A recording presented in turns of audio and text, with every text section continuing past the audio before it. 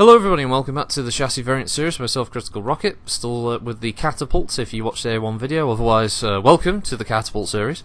This is the C4 variant.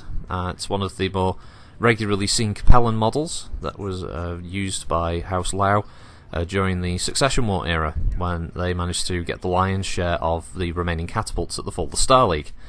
So the C4 is a little bit different. They decided to modify it a little bit by removing the medium lasers, upgrading the LRM-15s to 20s, and replacing the mediums with two smalls.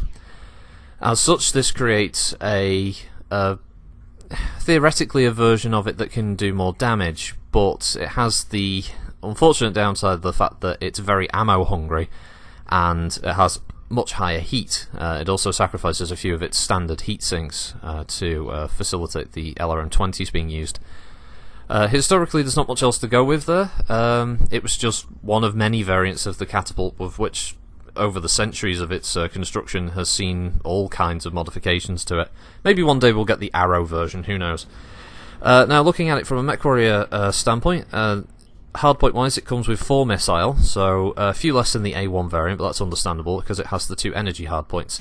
The hardpoints for the energy are all based in the CT, which means you're not going to be sticking in any larger weapons than either replacement mediums or maybe a single large, that kind of thing. Maybe a couple of pulse lasers would do you better for damage. All the missile hardpoints are in the arms, 2 in each, so again, got to protect your bunny ears, lest ye end up becoming, well, relatively ineffectual in the long-term match, which obviously can happen. We have been there many a time where you run out of all your missiles, and then you're just running around with your crappy backup weapons. And for me running this stock, that is a very real possibility. As I said, the LRM-20s are very ammo hungry, and if you can't really see your targets, it's every shot missed really stings with this mech. The modifications I made to it basically just gave it a little bit of extra ammo. Obviously, double heat sinks is a must, especially if you are going to go with more SRMs or LRMs in the arms anyway, because you're going to be generating a lot of heat very quickly.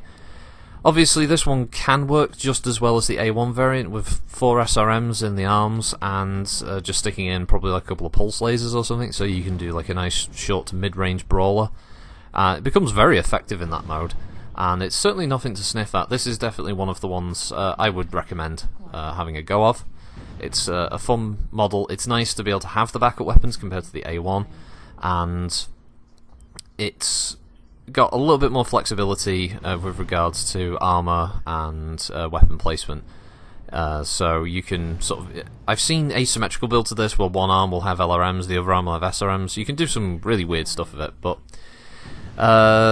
yeah, that's it for that one. As I said, with the A1 there's a bit of a sort of intermediate to hard one. I would say this is a perfectly fine one to ever go off if you've never tried the Catapult, which I'd be surprised if you haven't, because let's face it, it's been around in MechWarrior for a long time.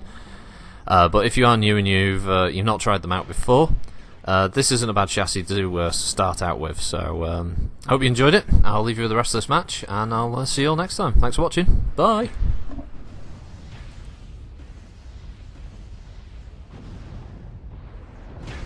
New target acquired.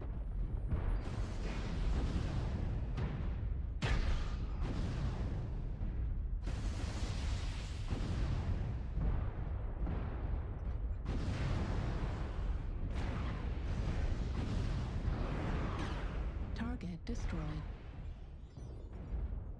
New target acquired.